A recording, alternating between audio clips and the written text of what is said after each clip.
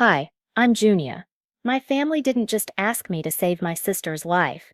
They demanded it. Signed forms appeared on my desk without my knowledge, approvals inked in my absence. They deleted me from photos, posted online tributes and thank you speeches, but never once mentioned my name. You're doing your duty, they told me, as if obedience could substitute for affection. But it wasn't about duty, it was about control, meticulously wrapped in the guise of love. I was the invisible daughter, the one who could be ignored, silenced, erased, until they needed something permanent from me. And then, just moments before they wheeled me into surgery, my grandfather burst in with the police. Yes, the very people sworn to protect order came through the hospital doors on my behalf. And still I wondered, what kind of family prepares your betrayal in silence and then expects your gratitude? They preach that blood is thicker than water, but what happens when blood runs cold, just when you need warmth the most? It was a Thursday. Dusk draped itself softly over Portland, the sky painted in muted pinks and grays, a fleeting moment before night swallowed the city. I sat alone on a worn green bench in the schoolyard, the faint echo of children's laughter lingering like ghosts in the empty air. My work slacks were creased from a long day, my cardigan hanging loosely over my shoulders. I clutched the stainless steel travel mug I hadn't refilled since 11 a.m., its metal cool against my fingers, almost soothing. Behind me, 50 feet away, my classroom sat silent, stacked with papers and unfinished grading, a small kingdom of obligation I had yet to conquer. But I couldn't move, not yet. The wind twisted a single leaf into a somersaulting dance.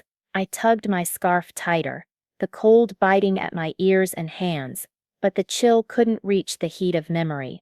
Because when your family teaches you that love must be earned, and that even then it might not come, you learn early how to vanish. And I disappeared early. 10 years old, the smell of frosted cupcakes with cheap vanilla icing still haunts me every October. Balloons tied to the mailbox, folding chairs lined up in the backyard, 2 tables covered in mismatched tablecloths, a sheet cake, its red gel letters crooked, "Happy Birthday, Junior." Only I didn't blow out the candles. Mom barked orders like a conductor running a symphony behind the patio door. "Celine, stand behind the cake, fix your bow. No, that side. Turn a little perfect." Celine, always the star, 12 years old, taller, prettier, magnetic, in a way that made strangers smile at her in grocery stores. And me, I hovered awkwardly at her side, hands clasped, careful not to block the camera, careful not to exist. As everyone sang, Celine leaned forward and blew out the candles. All of them. I hadn't even had a chance to take a breath. "It's okay," Mom chirped, her smile too sharp to be comforting. "She did it for you because you're shy, right, Junior?" Then she turned to the guest, theatrically soft. "She's not much of a spotlight girl." Click. The camera flashed, immortalizing a scene I wasn't in. I walked past the folding chairs, up the back steps, into my room, and slammed the door. Whether anyone followed, I can't remember. But I remember the photograph on the fireplace for years. Celine mid-laugh, arms wide, cake in front of her, and me absent, erased. That was the moment I realized my name in that house wasn't mine. It was a placeholder, a lowercase mark spoken only when something needed doing, someone needed scolding. Fast forward 23 years. A family dinner after my divorce, the kind that's supposed to be a support system, but feels more like a tribunal. Celine leads Grace forward, naturally, theatrically. She closes her eyes, speaking with a soft, deliberate sweetness, as if auditioning for a Hallmark movie, and I sit there, measuring the space between us, wondering how many times I've been required to disappear so she could shine. I walked in carrying the dinner rolls I'd picked up on my way over, a 2-hour detour after parent-teacher conferences. The dining table was crowded, 10 chairs, 10 people, all settled comfortably with plates heaped high. Except one detail, they hadn't saved me a seat. Dad was already halfway through his mashed potatoes. Uncle Ray was mid-story about his new boat, the one he'd spent more on than he could probably justify. My cousin scrolled through her phone, her painted-on smile stretched just enough for appearances. I glanced at Mom, expecting maybe a wave toward a stool, a small acknowledgement, or even a joke about my tardiness. But all I got was, "Put those in the kitchen, would you?" Celine lifted her gaze just long enough to add, "And bring the dressing." We forgot it.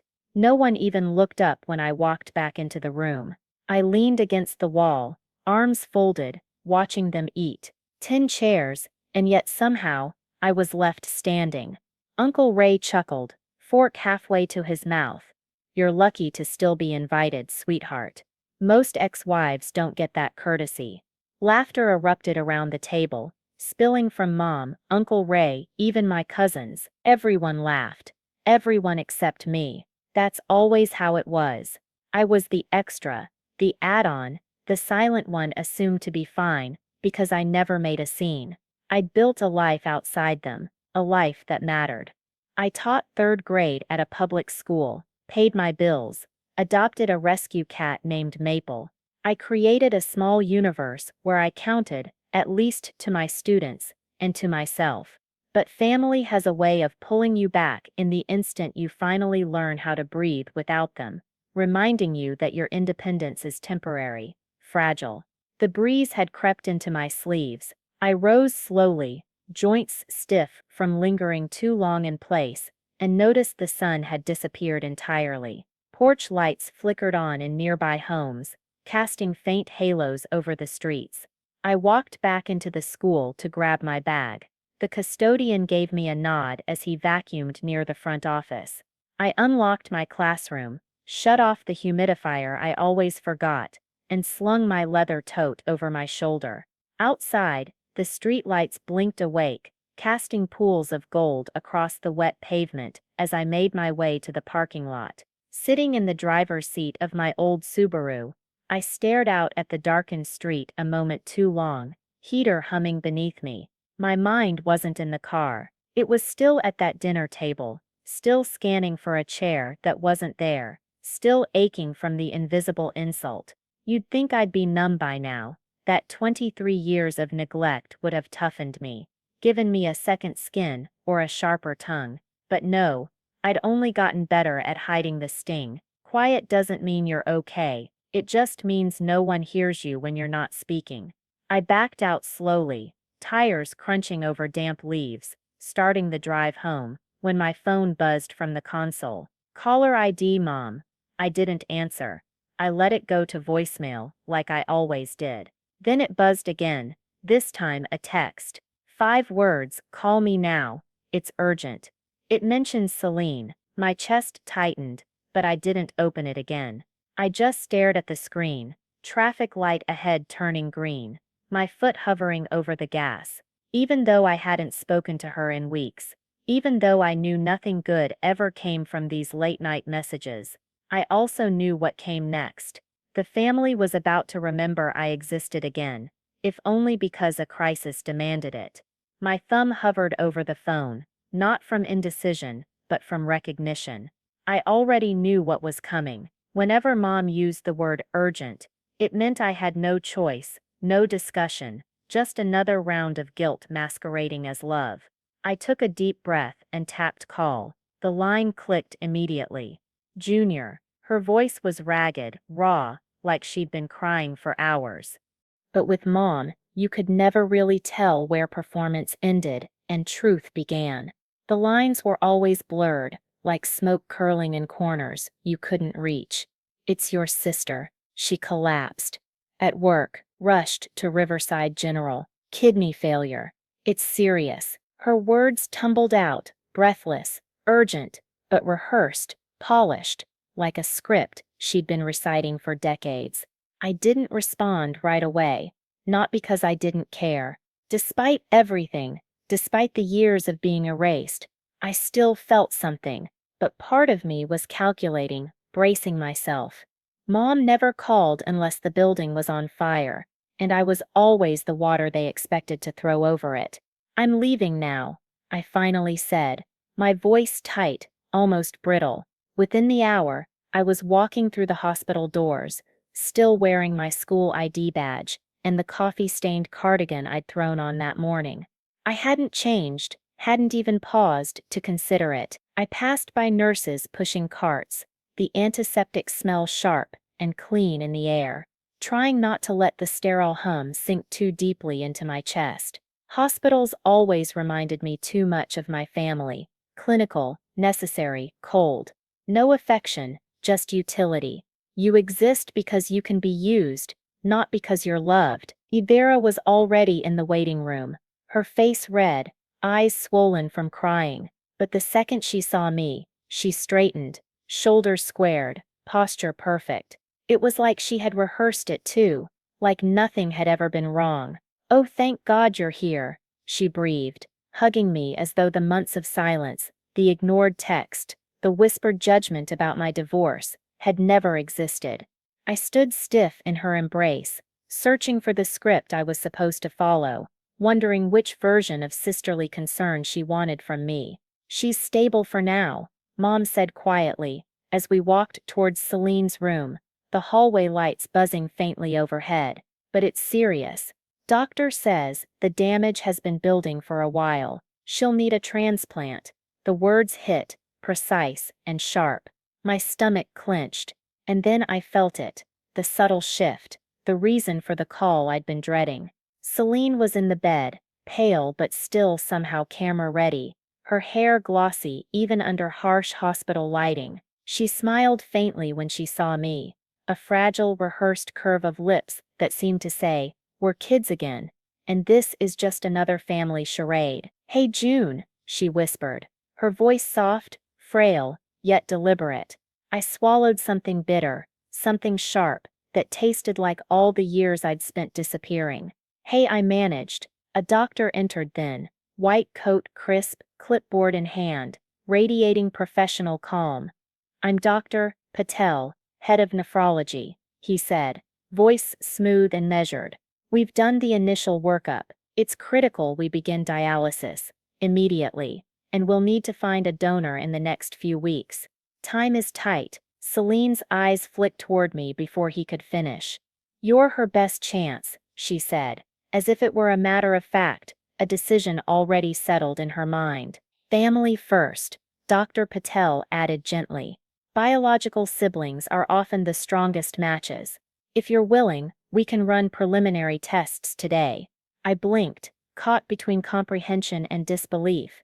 "Today," he said it casually, almost offhand, like it was a quick, painless screening. No commitment, just blood work. But before I could answer, Mom nodded, her enthusiasm almost audible. "She'll do it. No problem."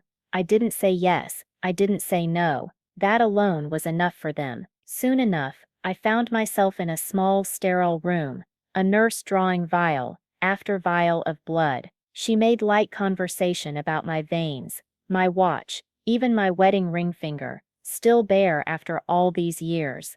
I smiled where I was supposed to, not because I wanted to, but because that's what I had been trained to do. When I stepped back out into the hallway, Vera was waiting with a coffee in hand, a small, practiced grin on her face. "See, I told you this wouldn't be so bad," she said cheerfully. "It's not even a full surgery. You're young, you'll bounce back." I nodded, sipped at the coffee she pressed into my hands, and let the warmth seep in, not just from the mug, but from the weight of obligation I knew was already settling around me like chains. I didn't take the coffee. That much was true. Later that night, curled up on my couch in sweatpants that had seen better days, I got the full story in a casual group message from my cousin. "Glad you finally agreed." Aunt Vera said, "You already tested and matched. Guess the universe really wants you to save her." Matched? My stomach twisted. No one had told me anything about matching, about the tests, about any of it. I scrolled back through the messages, hunting for context, and that's when the pieces fell into place and made my stomach turn.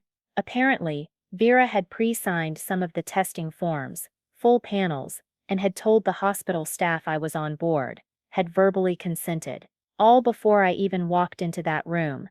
I called her immediately. She answered on the first ring. "Don't make this a thing, Junior," she said, voice tight with exasperation. "It's just a blood test. Don't be dramatic." I paused. My words felt heavy in my mouth. "You signed forms for me." She dismissed it lightly. "It's paperwork. You would have said yes anyway. What difference does it make?" What difference? That was the thing that always baffled me about them. How easily they dismissed what was mine. My time, my body, my choices. As if those things were theirs to allocate. It was never just about kidneys. It had never been about that. A few nights later, Mom hosted what she called a family dinner.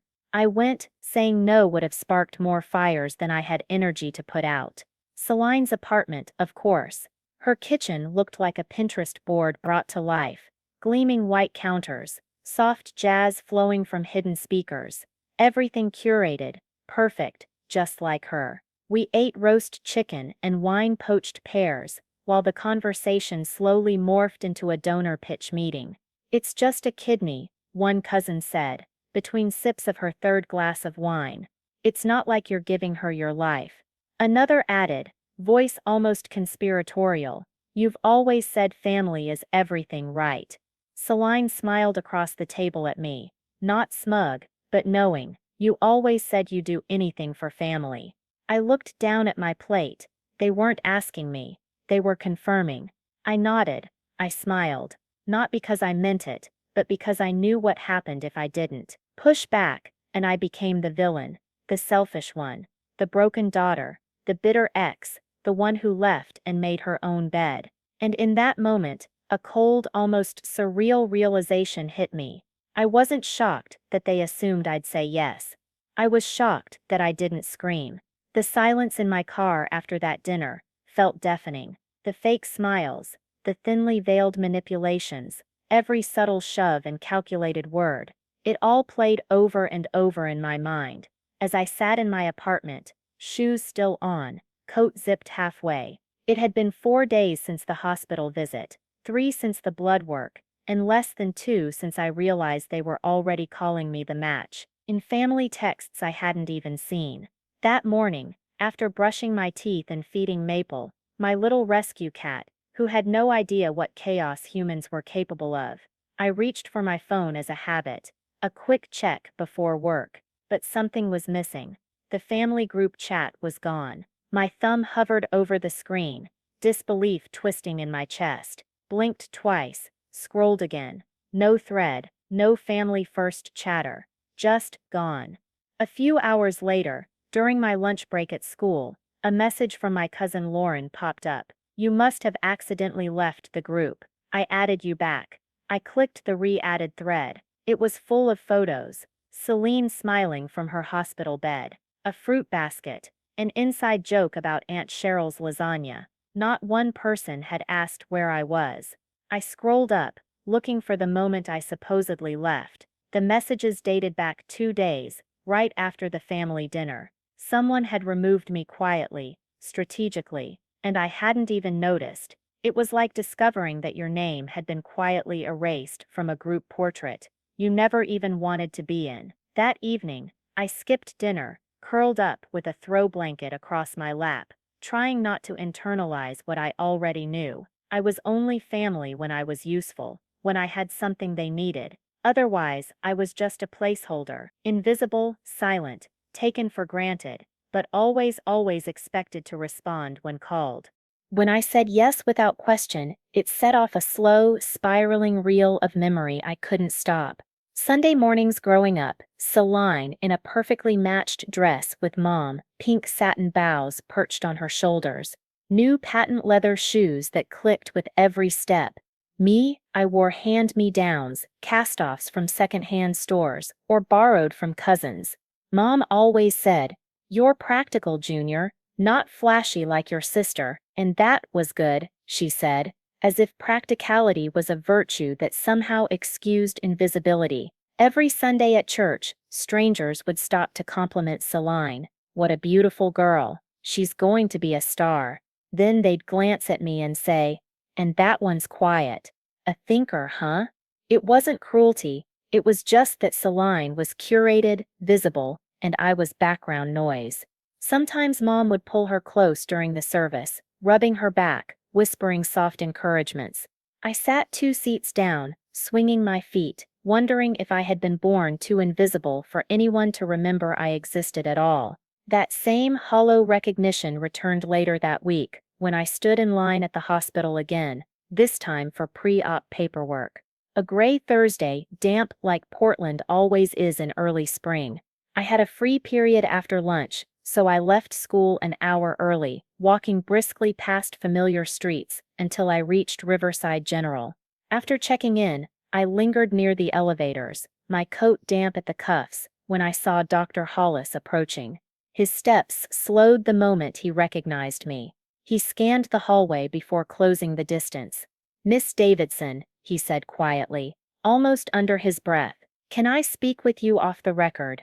I nodded. He led me into an empty consultation room just off the main hallway. "I'm not supposed to say this," he began, voice low, "but you should know, Celine wasn't without options. This isn't the first match she had." My chest tightened. "What do you mean?" "There was another potential donor 2 months ago," he continued. "Non-relative viable candidate, but for some reason the family rejected him." I blinked. "Why?" He hesitated, measured, framed as emotional preference. "They said they didn't want to trust a stranger, but off the record, it was strategic. You're healthier. And they assumed, rightly or wrongly, you wouldn't say no." I finished the thought for him, voice tight, bitter. "So they buried a better option just to control the one who says yes too easily." He said nothing. He didn't have to. I thanked him and left, walking back to my car in a silence that felt heavier than the gray sky above.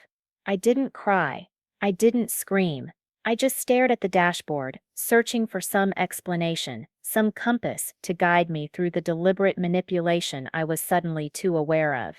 At home, I shrugged off my coat and shoes, dropped my bag on the couch, and went straight to the closet. I pulled out an old journal, leather spine dusted with neglect, pages yellowed but ink still clear. One entry caught my eye.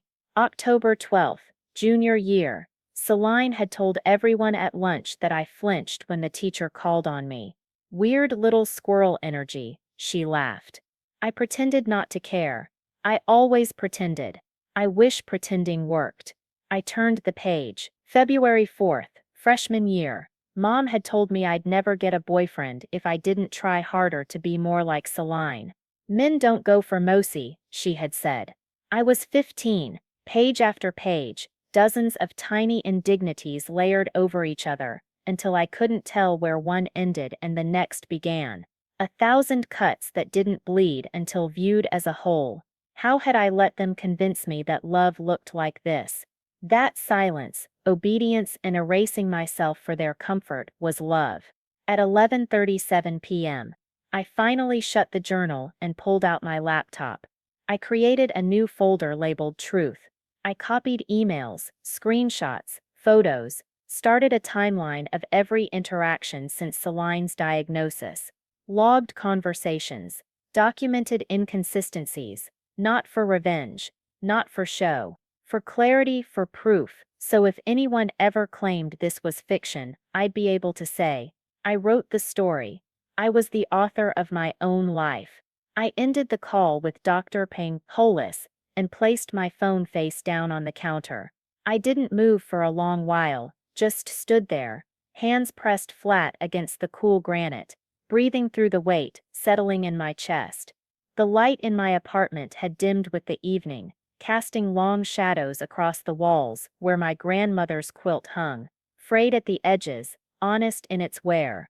I hadn't turned on the lamps yet. Somehow, the dark felt honest, safer than the curated light of Celine's world. Not long after, a knock came at the door. 3 short taps, not frantic, not hesitant, just enough to say, I'm here, and I expect you to open. I crossed the room slowly, already knowing who it would be. I had no neighbors who visited unannounced, no friends who dropped by on weeknights. Sure enough, through the peephole I saw the courier in a dark brown jacket, clutching a padded envelope and clipboard. Package for Vera Davidson, he said when I opened the door. She doesn't live here, I replied. He frowned and checked the address again. It's addressed here. Must be a mistake. I almost handed it back. Almost. But curiosity, or maybe instinct, made me pause. I can give it to her, I said, signing and taking the package. I'll make sure it gets where it needs to go. He nodded and left. I closed the door, standing in silence again. Envelope in hand, I turned it over. No return address, just a printed label with Vera's name, and my apartment number. The seal was intact. Nothing illegal about opening something if the sender made a mistake. At least, that's what I told myself. I sliced it open with the edge of a kitchen knife. Inside was a legal folder, not thick but enough to feel serious. I opened it. My knees went weak. Property transfer documentation. The cottage. Grandma's cottage.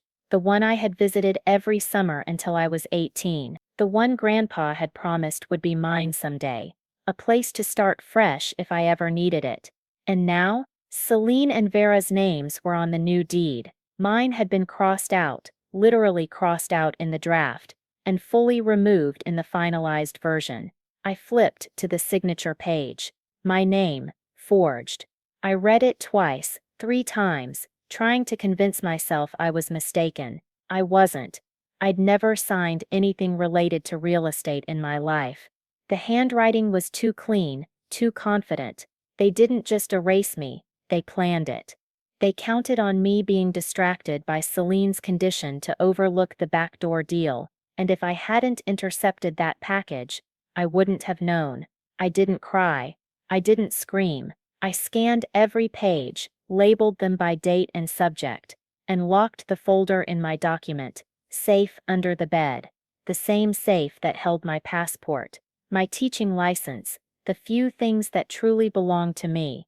Later, after managing a bite or two of leftover pasta, I sat on the couch, half watching an old procedural rerun on TV, when a phone buzzed faintly. Not mine. Piper's. I had picked her up from school that afternoon, and left her phone charging while she colored in the back room. Maple curled beside her like a furry witness to the quiet chaos. I went to plug the phone in properly, and saw it. The screen lit with an open message thread.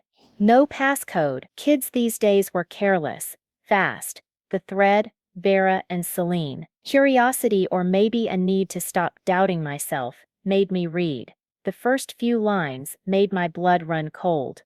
Vera, she won't say no, she's too desperate to matter. Celine, she thinks this means we love her. That's her soft spot. Let her feel important. It'll make her more obedient. I sat down hard. More messages followed. Snide jokes, laughing emojis, passive-aggressive digs about my job, my wardrobe, the fact that I'd never made it out of mediocrity. Vera, she doesn't even own a home. This kidney thing is the most valuable thing she's ever offered. Celine, honestly, I hope she doesn't get second thoughts. She's always dramatic under pressure. I didn't feel rage. I felt cold, the kind of cold that burrows deep, the kind that no amount of sweaters or blankets could chase away. I didn't delete anything. I took screenshots, every line, every message, uploaded them to the truth folder I'd started earlier that week, labeled it proof. The next night, Grandpa showed up without warning. Old brown coat, the scarf Grandma knitted for him years ago, still looped around his neck. His eyes, stern, kind, always observant, looked heavier than I'd seen in a long time. I was nearby, he said, though we both knew he lived across town. I didn't question him. I let him in, made tea. We sat in silence for a long moment, before I slid the folder across the table. He opened it slowly, reading every line twice, methodically. When he looked up, he didn't say, "I'm sorry," didn't ask, "Are you sure?" He just nodded, jaw tight, and whispered, "I always told your grandma you were the only one who didn't lie to feel loved." That broke me more than anything else ever had. He had seen it. He had always seen it. I didn't need an army. I just needed one person who wouldn't let me drown. Later, after he left, I sat at my desk, opened my journal. I didn't need a novel, just one sentence. They said it was duty, but duty isn't forged signatures and secret texts. Then I opened my phone. First, I called a lawyer, then Dr. Hollis. He answered immediately, calm, professional, but I sensed the shift. Maybe the tone people use when they realize the person on the other end is no longer naive. Junior, he said, cutting the pleasantries. If you withdraw consent, what happens? He paused. Are you feeling pressured? No, I said. Voice even, but sharp now, something I hadn't let out in years. I'm feeling informed, but answer the question. If you officially withdraw, we can't proceed. Not ethically, not legally, and if you don't, I didn't finish him, didn't need to. I knew, and this time, I was ready to decide on my terms. Then, the surgery was scheduled. As long as all forms remained signed and no objections were raised by the donor, they would move forward. I thanked Dr. Hollis, ended the call, and sat still in my classroom. Surrounded by third-grade science projects taped to the walls, volcanoes that didn't erupt, planets with glitter rings, all vibrant and chaotic, a stark contrast to the life I'd allowed myself to live. The school was quiet. After 5, the last teachers had left an hour ago. The echo of my footsteps followed me as I crossed to my desk. I pulled out the folder labeled Evidence, every printed screenshot, copied deed, time-stamped message. Not a case yet, but enough to build one. That night, I made duplicates. One set for Grandpa, one for a lawyer, recommended by Mrs. K, a former colleague who had survived her own storm of family betrayal. I emailed another copy to myself, encrypted, password protected. The next morning, I took the day off from work, citing a personal day. No one asked why. By 10, I was standing in Celane's pristine kitchen. She opened the door, looking impossibly polished, oversized cardigan, silk tank, hair in effortless waves that probably took an hour to perfect. Junior, she said lightly, as if we were meeting for coffee, not war. No, I said flatly, walking past her into the gleaming kitchen with marble counters and open shelving that screamed, "Look how perfect my life is." She followed barefoot, a casual predator. You look tense, she said. I set the folder on the counter. What's this? She asked. Your reminder, I said, voice even, of everything you said behind my back, everything you signed without my consent, every lie you thought I'd be too spineless to confront. She flipped through it slowly, the practiced veneer of concern flickering for a moment. I don't know what this is meant to do, she said finally. You're being dramatic. Am I? I asked. You called me disposable. You planned to rip me apart and act like it was a family reunion, she snapped, the control fraying. You're exaggerating. I stepped closer. I'm not here to beg, I'm here to warn you. One more lie, one more document, one more ounce of pressure, and this entire thing goes public. You understand me? Her lips curled into a smirk. You wouldn't dare, you don't have the guts. I held her gaze. You've always mistaken my silence for fear. That's on you. She blinked once, then laughed. Dry, empty. You always wanted to be a victim. Here's your chance. I walked out without another word. That night, sleep evaded me. I sat on the bed, staring at the ceiling, peeling back layers in my mind. Years of being overlooked, minimized, weaponized. I closed my eyes and imagined a stage, rows of chairs, a podium, a crowd of strangers listening, me at the mic, palms steady, voice clear. My family called it duty, I said to the invisible audience. But what they really meant was obedience. They said I was part of something sacred. What they meant was that I owed them my silence, my organs, my dignity. They dressed manipulation in birthday cards and casserole dishes. Don't call it duty when you really mean disposal. I opened my eyes. The room was still and dim. Then came the knock, 3 hard raps. Just after midnight, I grabbed my robe, walked barefoot across the floor, and opened the door. Vera stood there,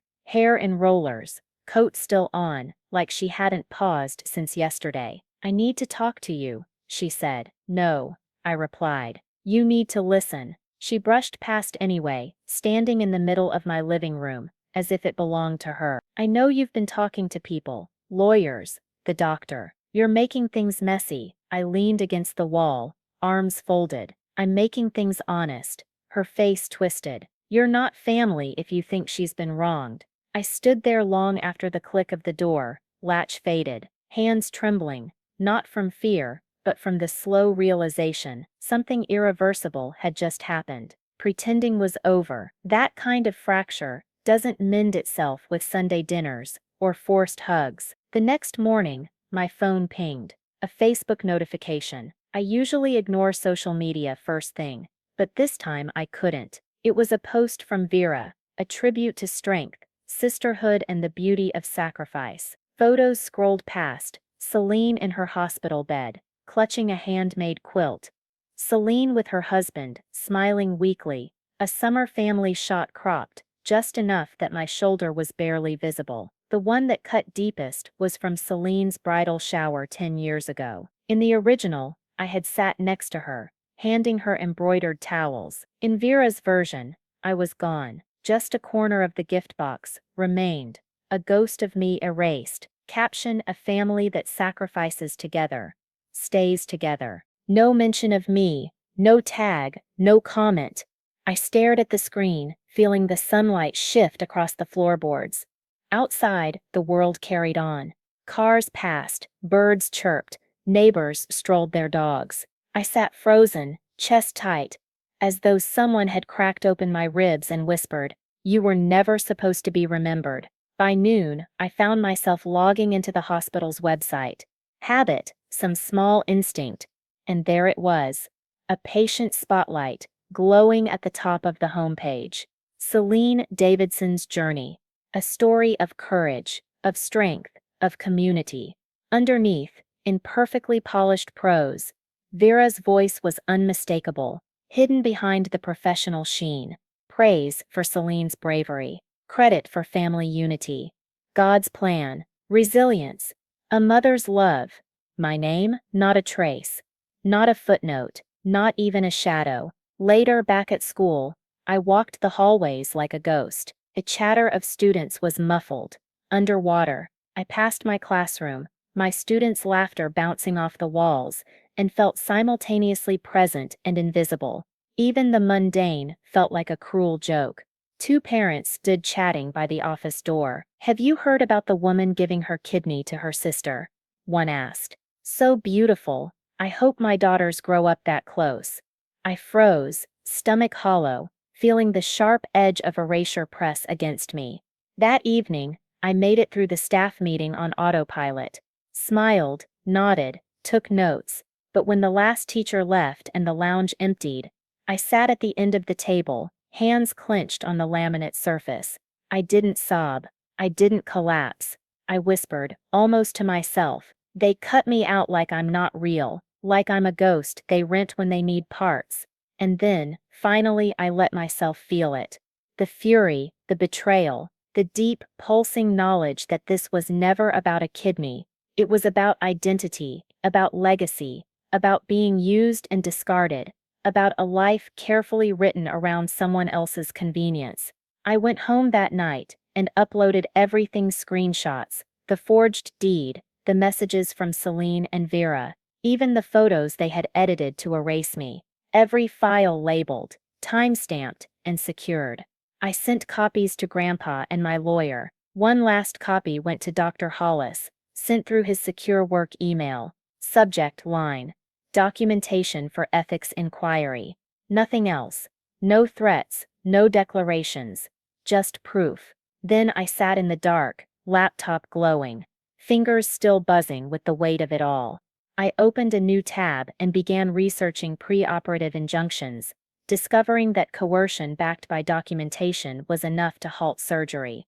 By midnight, I submitted a full claim anonymously to the hospital ethics board. Confirmation blinked back at me, sterile and official. I didn't feel victorious. I didn't feel righteous. I felt tired. I opened my journal app and typed a single line: "They made me disappear in public. Now I will reappear in their downfall." I closed every tab, turned off notifications and logged off everything not to hide but to prepare. The next morning, Saturday, one day before the scheduled surgery, I sat cross-legged on my couch, still in pajama pants and an old sweatshirt, coffee steaming in hand. The clock said 9:07 a.m. when a notification buzzed. My heart sank before I even saw it. Celine was live, a carefully curated scene, as always. Hospital bed made perfect, soft lighting, Celine smiling just so, holding a quilt they made sure reflected family love. Comments already flooding in, friends, extended family, well-wishers, not a single trace of me.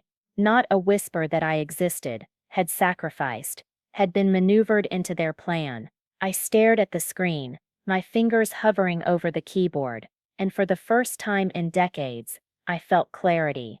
The rage, the erasure, the endless manipulation, it had a purpose now. Not just survival, not just awareness, but action. Because the world could forget me. The hospital, the family, even the public, they could all pretend I didn't exist. But I had my proof. I had my voice, and in a matter of hours, everything they assumed they controlled would become a record they couldn't erase. I took a long sip of coffee, exhaling slowly, letting the warmth anchor me. Then I leaned forward, opening the secure folder labeled Truth, and began typing. Every message, every edit, every forged signature, compiled into one document. Every photograph, annotated, every manipulation time-stamped. By the time Celine's live video would be over, I would be ready, because one thing was finally painfully clear. They could erase me from pictures, from social posts, from the narrative of their own lives, but they could never erase the story I was about to tell. Inside, the apartment felt different, though nothing had changed. The air smelled faintly of coffee and old paper from my journal on the desk. I sank into the couch, wrapping the throw blanket around me like armor, and let the silence fill the spaces that had always been crowded with demands, expectations, and the hum of manipulation. For the first time in years, I didn't feel the need to perform for anyone, not for my sister, not for Vera, not even for the world outside the window. I pulled out my laptop and opened the secure folder labeled Truth. Every document, every screenshot, every time-stamped message, every edited photo, it all glowed on the screen, a quiet army of evidence waiting for its moment. I didn't need to act yet. The live stream had spoken louder than I could have. The world had seen what they had tried to hide, and somehow in that quiet kitchen, the weight of years began to lift. I measured out eggs while Grandpa flipped the bacon, the smell of maple syrup warming the space between us. No lectures, no reminders of duty, no subtle jabs about who I should be, just the rhythm of cooking, the simple clatter of pans, the soft hum of conversation that didn't demand anything from me. We ate together at the small round table, pancakes stacked high, fruit glistening with a thin coat of syrup, coffee steaming in mugs that felt familiar and safe. Grandpa didn't praise or scold, he just nodded toward my plate. "You've earned the quiet," he said, and it wasn't platitude, it was acknowledgement, recognition of every overlooked moment, every time I'd been minimized, erased, or silenced. After breakfast, we washed the dishes side by side, letting the warm water run over our hands. Outside, the sunlight stretched across the street, spilling into the apartment like permission to exist fully, without explanation, without apology. I felt it in my chest. A slow, steady heartbeat that wasn't weighed down by expectation. Later, I curled on the couch with Piper nearby, the soft afternoon light warming her hair as she read quietly. I opened my journal, not to catalog wrongs or evidence, but to write freely, to fill pages with the things I had always kept for myself. Small victories, observations, dreams, moments of unexpected beauty. The words flowed gently, like rain along the pavement, uninterrupted and mine. Grandpa's presence lingered in the apartment even after he left, a quiet affirmation that someone had seen me, truly seen me, and had chosen to stand with me. For the first time in years, I understood that reclaiming my life didn't require dramatic gestures or public vindication. It required claiming my space, my choices, and the right to simply be. And as evening fell, with the city lights flickering to life outside my window, I realized I could breathe again, not cautiously, not quietly, but fully. The past had tried to define me, manipulate me, erase me, but now, I was here, whole, grounded, and undeniably present, and this time, no one could take that away. Piper leaned against my shoulder, small and steady, a reminder that courage sometimes came in unexpected packages. I traced the outline of her arm with my fingers, and thought about all the years I had measured myself against someone else's light. The constant comparison, the erasure, the quiet, practical one label. They had tried to define me, but that ended tonight. The notifications started rolling in eventually. Texts from Grandpa, Mrs. K, a few colleagues who had sensed my absence and unease over the past weeks. Supportive, concerned, not invasive, not demanding, not claiming what was never theirs to take. I didn't reply immediately. I just watched the list grow, felt the world shift slightly, and let it settle around me like a gentle tide. Later, I sat with my journal open. One line, barely legible in my looping handwriting. I am still here. I always was. And for the first time I meant it. Not as a mantra to keep me quiet, not as a shield against the world, but as a declaration. I existed on my own terms, not in photos, not in posts, not in their curated versions of me. I existed because I refused to be erased. Outside, the sky darkened with a slow, steady drizzle. The rain made the streets glisten, soft reflections of streetlights stretching like promises across the asphalt. I stood, moving to the window, watching the world go on, and for the first time, I felt untethered from the rules of their performance. My heart, still tight with residual anger, felt lighter than it had in years. I didn't need to rush, didn't need to plan. The truth was out, and now it had a rhythm of its own. In the quiet of my apartment, with Piper curled on the couch beside me and the rain tapping against the window, I allowed myself a small private smile. Finally, I could exist.